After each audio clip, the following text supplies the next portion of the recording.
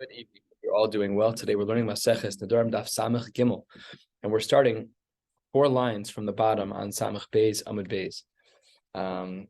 Last night, Rabbi Yamin and I were having a conversation after Daf Yomi, and he mentioned a Gemara he mentioned an idea that this distinction between Geshamim and Geshem. Remember, we were talking about this.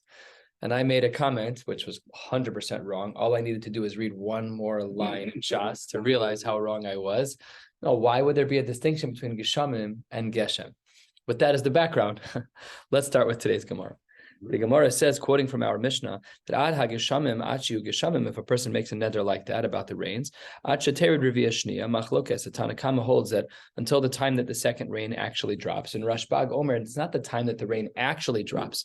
It's only the approximate time. We'll see what those dates are as we progress in the Gemara. And the Gemara says, Amar Reb Zera, machlokes. When is there a machlokes between the Tanna Kama and Rashbag? That's only the Amar Ad ha-Geshamim. If the neder that the person said was in the plural of Ad ha-Geshamim. Aval Amar Ad ha-Geshem, Ad Zman Geshamim Kamar. But if a person says it in the singular, then what he's referring to is the general season of rain and not specifically the second rain. And there should be no machlokes. And the Gemara asks a multi-tiered question on this idea of, are we sure that there's no machlokes with the language of Ad ha-Geshem? Let's see. Says the Gemara on the top of Samach Gimel Amud Aleph, top line, first word, Meisve. We have a question from a Tosefta. Ezu Zman Shel Revia. What are the times of the rains, the typical times of the rains? So this is going to be a machlokes, a three-way machlokes tanaim. Habechira, the first rain is Begimel, is on the 3rd. Beinonis Beshiva is going to be on the 7th. And Afela, the last rain, is going to be Be'esrim V'shlosha Divrei Reb Meir. Rabbi Yehuda Omer Beshiva, Uveshiva Asar, Nope, it's on the 7th. All of this is in the month of Cheshvan. It's on the 7th, it's on the 17th, and it's on the 23rd. Rabbi Yossi Omer B'Shiva Asar, Uve'esrim Mishlosha, Uvechodesh Kislev. He says it's on the 17th, it's on the 23rd, and it's on Rosh Chodesh a week later. V'chein higher Rabbi Yossi Omer, Rabbi Yossi, this final shita said, Ein yechidim mis'anen ad she'yagia Rosh Chodesh Kislev. The yechidim who would be mis'aneh, who would fast in order to beg a Kodesh Baruch Hu for rain, so he wouldn't fast until Rosh Chodesh Kislev, which is L'shitaso, because he says that the final rain falls on Rosh Chodesh Kislev, and therefore, if by that day there is no rain, that was grounds for the Yechidim, not everybody, but for the Yechidim to do some type of fasting. Now, that's the end of the Tosefta. Ve'amrinan Allah. We said on that, Bishama Revia Rishona Lishoel.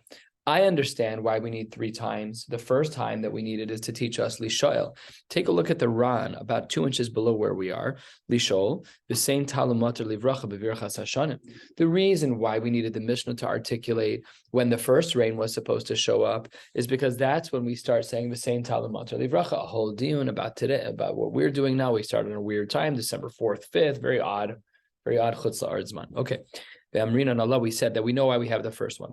Shlishis, we also know why we need the 3rd rain.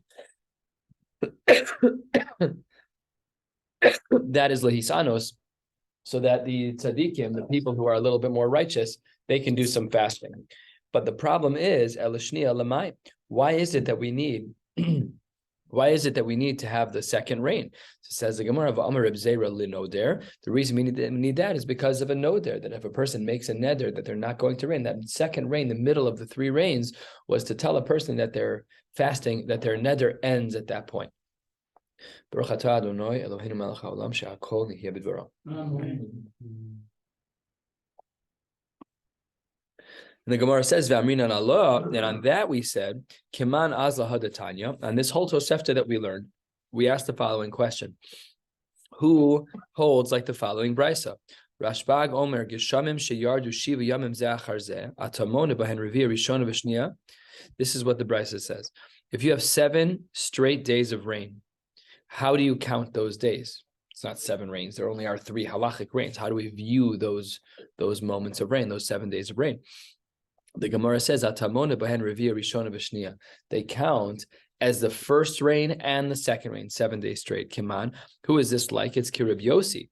How do we know that it's like Rabbi Yossi? Because if you look at Rabbi Yossi's shita, which is 4 lines down on this Amud on Samech Gimel Amud Aleph, you'll see that there's 7 days from one rain to the next, and because of that, v'haraya, it must be that Rashbag is holding like the opinion of Rabbi Yossi, which also shows you that there is a machlokes, seemingly, between Rashbag and the Tanna Kama in this case. That's very odd because we are under the assumption that the person under these circumstances said ad hageshem. And the problem with that is that if you look at the what we started with tonight, we said that there is no machlokas with the language of al hageshem. There's only a machlokas with the language of al hageshamim. So to that, the Gemara responds. It makes the question seem simple. It must be hahuda amar ad hageshamim. So not a lumdish answer; it's a pashuda answer. You thought that everything we were just talking about, this whole Tosefta that we just learned, and all of the extra layers of the question, you thought that all of that was with the language of ad hageshem, and there should not be a machlokas. Answers the Gemara, there is a machlokas here because the language of the no there was not al hageshem, but rather al hageshamim. And al hageshamim is our Mishnah from Samach Beis and Beis, which is where we see the machlokas Tanna Kama Reb Shimon ben Gamliel. Problem solved. Says the next Mishnah, Konem yain she'eni toim l'shana. I'm not going to drink wine for a year, says this particular person. And then after the fact, nisabra hashana, after his commitment, I should say, after he makes his commitment, he does it before the chachamim paskin that we're going to have an adar sheni. And then what's the din with the shnas ibur? Asar ba'u be'ibura. So not only is it's not only 12 months, we have to tack on, let's say that the most practical way to look at this is if Adar Sheni is the end of his year. So he says in Adar Rishon of 1 year, I'm not going to have wine for a year. So then it's going to be a 13-month neder. Because the Ibur Yor that we add at the end, in this case, the way I'm structuring the case at the end, that's the case where it would really have its most direct implications. And it would be a 13-year neder. What?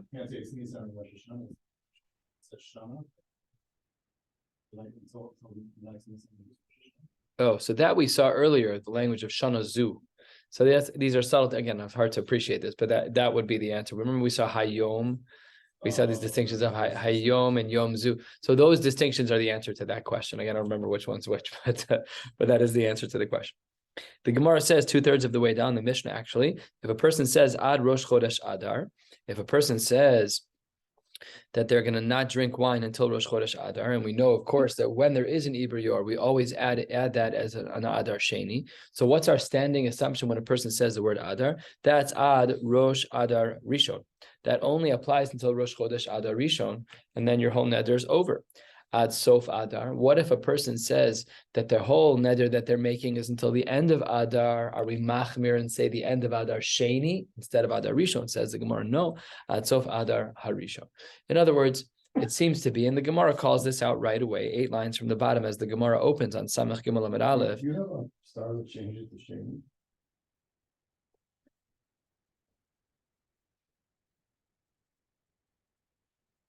Is that Sof Sheni? I don't know, like a asterisk. Yeah, but he nusach Rambam, Hilchos Nedarim, Ayin Sham Rabbit of Vishar Rishon. I don't know what's going to work better with the Gemara going. It's this version. That's why I didn't even look at the note, because look at the first line of the Gemara. Alma stama the other the Kamar Rishonu.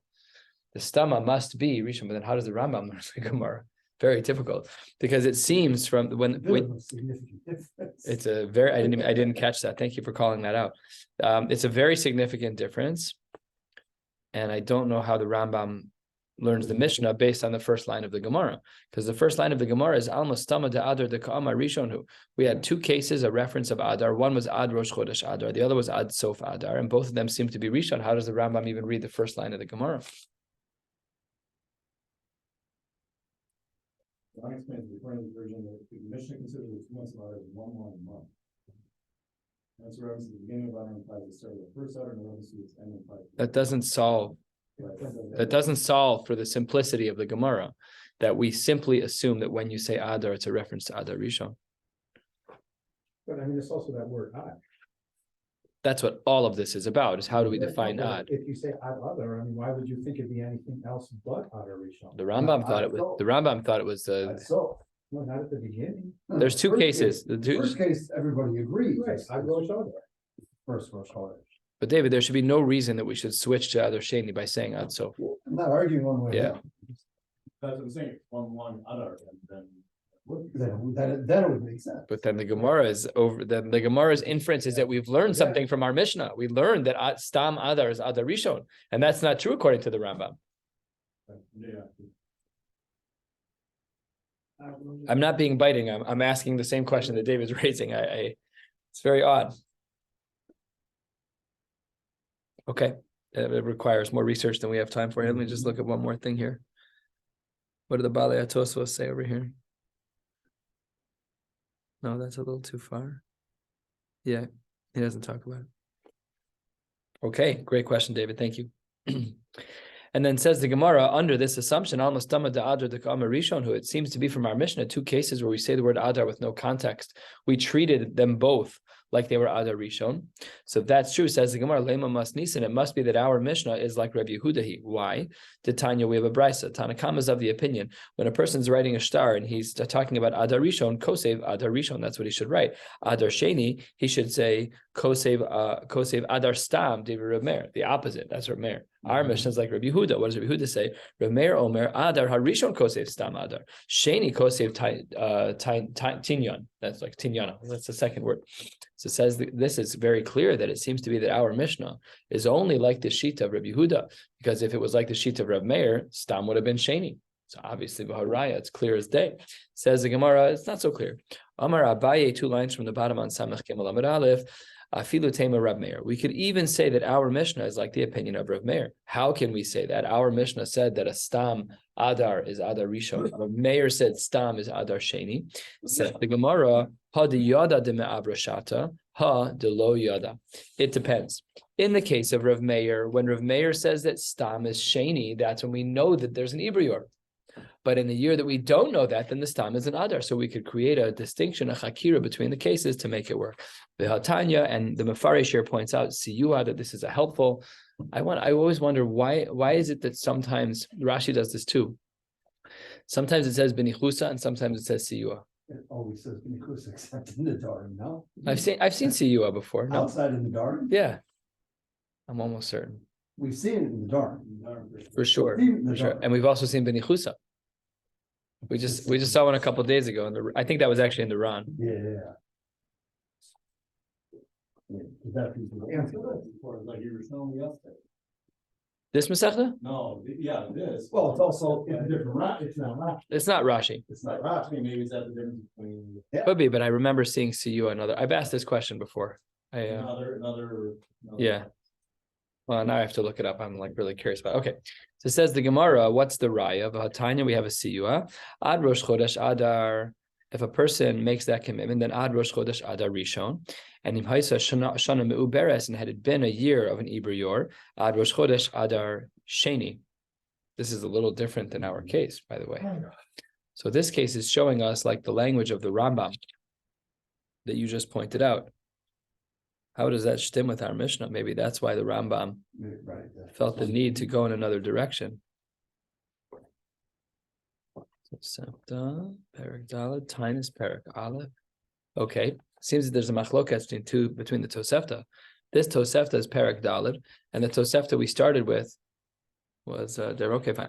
So the Gemara says over here, Michlal the Reisha la b'meuberes askinan. But look at the Reisha. The Reisha was talking about a year that was meuberes because he said Ad Rosh Chodesh Adar Rishon Shma Mina hadubshita ledima abrashata. In one case, it was very obvious that it was an Ibrior, and the Hadalo Yada. So this is showing a raya, a distinction, a support to the Shita of Abaye that our Mishnah could even be like Reb Meir.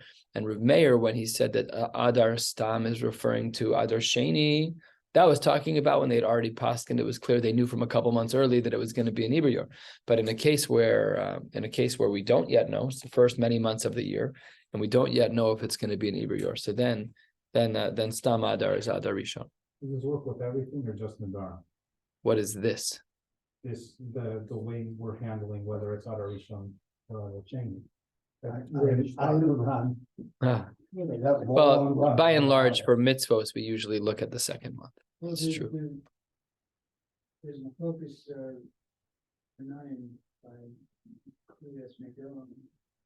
100%. But I'm saying Lamaisa, we don't do it. It comes up by bar mitzvah boys. It's by bar mitzvah boys if you say by your sites also. But by a bar mitzvah boy, there's an afkamina midoraisa. What happens if a person's bo bayom he was born in a regular year and his bar mitzvah was in a year with an Ibrior? So really, he's 13 years in one day in Adar Rishon. But if you hold Adar Sheni, I don't even know how that would work. It has to be 13 years in one day. That's what we refer to the Bar Mitzvah boy as Yud Gimel Shana B'Yom Echad. The Chorah by the Bar Mitzvah, we don't say such a thing by the Bar Mitzvah. We probably famous, the twins that one was born. my twins almost had different secular birthdays. Very close, like within an hour or so. But it would have been much more complicated halachically. They could have almost had different bar mitzvah parshas. They were born on a Thursday night. One day later, could have been very complicated. I'm not doing two kiddushes, you guys. We're pushing off the bar mitzvah, that's for sure. Okay, this Mishnah that we're about to learn is very unique because there's no Gemara. It goes all the way to the end of the parak, and there's no commentary at all. Another quirk of Maseches Nedarim. I don't think we've ever seen this in Shas. We haven't seen this in Shas so far, to my knowledge. Maybe it exists elsewhere. We've seen Mishnayos that have one line afterwards, but to quote a Mishnah in full with no commentary, it sometimes makes me wonder, which I've never learned. Very good, yeah. Of course. We'll get there. Remind me when I say in Shavuos, we don't see this anywhere else in Shas. Just please call me out to the 8th parak of Nedarim. So it says the Gemara, the Mishnah as follows, 6 lines down. Rabbi Yehuda Omer, Konim Yain She'eni Toim Ad Shehea Pesach. If a person says that they're not going to drink wine until Pesach, what does until mean?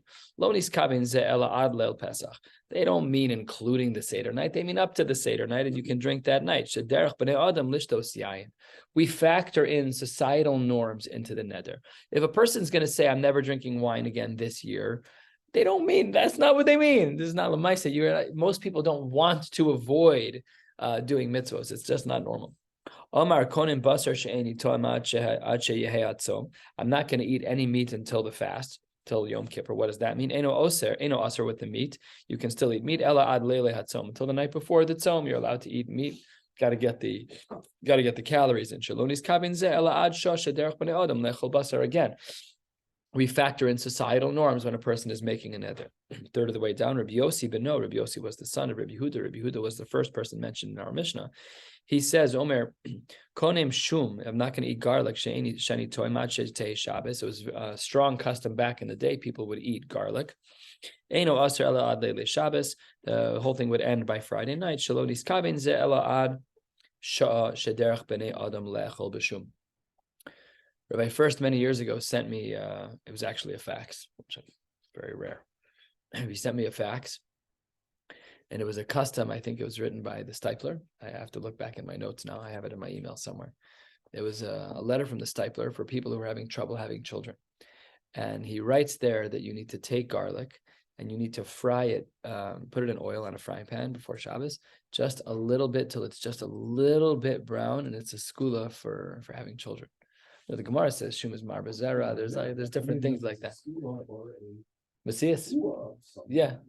Sure. I don't know. That's why he showed me this. I'll bring it. It was very cool. It was written on like the old typewriter kind of. I'll find it.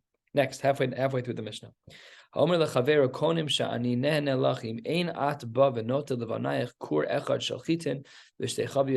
You're coming over. I'm not hearing any other way about it. You're going to come over and you're going to take stuff for you and for your son, and I'm not hearing anything else about it. I make a neder against you. Says the Gemara, that's not binding. Everybody knows what that guy is doing. He's trying to be the nice guy, right? He's trying to use a halachic twist. I hear him make a neder. Okay, we know what you're doing. We got it. Everything that you were saying was for me. My covenant is not to take from you. So the whole thing, even shalal pi chacham, you can undo that neder. That's not binding at all. 2/3 of the way down. I make a neder for you to get hana for me. I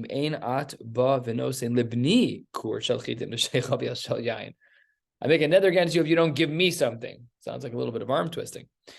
Look what Rav Meir says. Rav Meir Omer asar ajite. It is binding, which means that according to Rav Meir, you could make a neder that forces someone to give you something. It's not for money, that's for sure. Not for a chov. not for a chop. So that iser, that neder, the neder status would be standing still. This person can also undo the neder in its entirety. Yeah, that's as if you got it. What does that even mean? Very difficult Mishnah. This is a Mishnah that actually needs Gemara, but we're not going to get it. First of the very long lines. A brother was being pushed into marrying his brother's daughter, his niece, which is the mutter niece to marry. The Omar, and he says, in order to get out of the marriage, he said, I don't want to marry my niece. So Omar konem shehi ne'nesli la'olam. I make a neder against her. She's never allowed to benefit from me ever. And similarly, hamagarish asishto, a person who wants to get divorced, and if things are not going his way, Omer, he makes a neder. Konem ishti ne'nesli la'olam. My wife can never benefit from me. So when people make these sweeping claims under these particular circumstances, hare elu mutaros lehanos lo. It's not binding. So a man says, I don't want to marry my niece. I make a neder that I'm never, she can get no hana from me. I say, I want to divorce my wife. I make a neder, she'll never get hana from me. Says the Gemara, why is it that these are not binding? Because we have to understand what he was doing. Think about the context. He wanted to force the divorce. So he said, konam that shall never benefit from me. He wanted to force the issue that he wouldn't marry his niece, konam that she can never benefit from me. What was he really saying? I don't want to marry her. That's all he was saying. Therefore, says the Gemara, Harei mutaros lehanaslo, shelo niskavein ze elu l'shum ishus. He didn't mean he wasn't going to help her carry her bags. He meant he wouldn't sleep with her, that there would be no issues, there would be no husband-wife relationship. And that's what he was answering when he was saying to his wife, we're going to get divorced, I don't want to sleep with you again. And he's going to say to the niece, we cannot sleep with each other. So that's what was going on. So we really, the Nedarim, this is another level of difficulty, because we've learned Akolafi anoder, Akolafi makom anoder. This is now contextual Nedarim. It's very hard to write a sefer on Hilchos Nedarim is hard, because there's so many intricate levels of context. Very hard. The Torah changes with time. And it has to change with the time. Not this probably specifically, but many things do, of course, change with the times. Akolafi anoder, Akolafi makom. Yeah. Very hard. Last couple of cases. I'm forcing you, please come over. Amar konam lebeis chashani nechnas, and I say, I am never coming over to your house. He makes a neder. Tipas tzone and shani tomlach. I won't even take one drop of food from you, not even cold. Halacha is mutar li kanis lebeis of lishtos minatonin. No problem. Come in and have a cup of water. Because contextually, what was the guy saying? He just meant, I'm not here to sit down with wine and a suit. I'm thirsty. You want to give me a cup of water? No problem. Contextual. So again, we should never be making Nedarim. But this Gemara is telling us that we have to be very careful in regards to what we say lekula, because we have to make sure that we don't end up in a scenario where we think we're usher from something and really it's mutter. This was quoted. This is the actual Mari Makom. We quoted it out of context in another setting, correct? Yeah. Where does it say that happened? It was also in my memory somewhere. Le'el Chaf Aleph. Hey, we remembered something from 40 blot ago. It's pretty good. Hadron Allah Konam Yam Yiratzim. We should come back to this daf in 7.5 years. Wishing you all a beautiful night. Your child is definitely